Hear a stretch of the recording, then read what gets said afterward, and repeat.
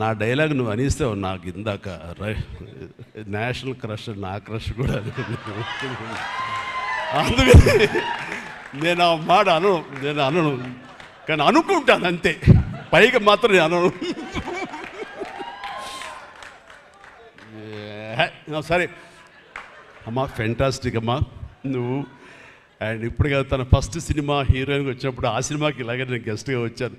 ఆ రోజు నుంచి తన్ని అబ్జర్వ్ చేస్తుంటే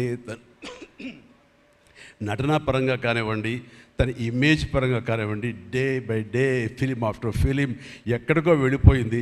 ఇది నేషనల్ క్రష్ కాదు, ఇంటర్నేషనల్ క్రష్ అయిపోయింది అమ్మాయి.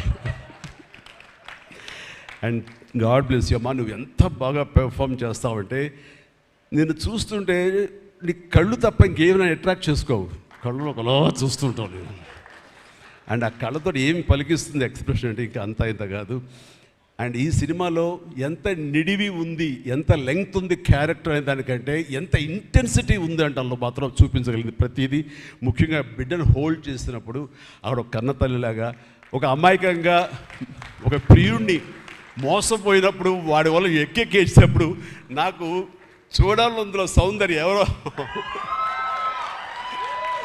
సౌందర్య వచ్చేసి అప్పారావు వస్తాడు ఇంకా అటు కోసం వెయిట్ చేస్తానంటే పిచ్చమొహం అన్నట్టు ఫీలింగ్ వచ్చింది.